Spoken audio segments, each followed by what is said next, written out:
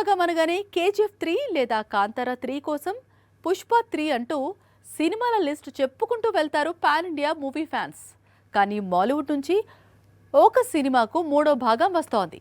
పైగా ఆ మూవీతో మనకు బోల్డ్ ఎంత కనెక్షన్ ఉంది. ఆ సినిమా గురించే ఇటీవల ఒక బడా నిర్మాత ఇంట్రెస్టింగ్ కామెంట్స్ చేశాడు. వెంకటేష్ ఫ్యాన్స్ కు గుడ్ న్యూస్ షేర్ చేశాడు. మాలీవుడ్ లో మళ్లీ దృశ్యం 3 హంగామా మొదలైంది. మొదటి 2 భాగాలను పర్ఫెక్ట్ గా తెరకెక్కించిన జీతూ జోసెఫ్ లాల్ హీరోగా మూడో భాగాన్ని కూడా తెరకెక్కించేశాడు. ఏప్రిల్లో మూవీని రిలీజ్ చేయబోతున్నాడు. ఇక హిందీ వెర్షన్ దృశ్యం 3 ఇటీవలే షూటింగ్ స్టార్ట్ అయింది. అక్టోబర్లో విడుదలకు సన్నాహాలు జరుగుతున్నాయి. మరి తెలుగు వెర్షన్ సంగతి అంటే కొద్ది రోజులుగా సస్పెన్స్ నడుస్తోంది. అందుకు రీజన్ విక్టరీ ఇతర ప్రాజెక్ట్స్ లో బిజీ కావడమే. ప్రస్తుతం విక్టరీ మాటల మాంత్రికుడు దర్శకత్వంలో ఆదర్శ కుటుంబం అనే చిత్రంలో నటిస్తోన్న సంగతి తెలిసిందే.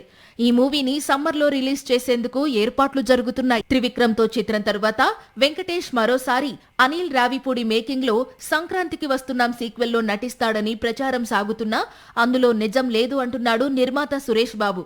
ఎందుకంటే త్రివిక్రమ్తో సినిమా కంప్లీట్ కావడం ఆలస్యం. వెంకటేష్ దృశ్యం 3 షూటింగ్ స్టార్ట్ చేస్తాడట. అక్టోబర్లో దృశ్యం 3 తెలుగు వెర్షన్ రిలీజ్ అయ్యే అవకాశాలు ఉన్నాయట.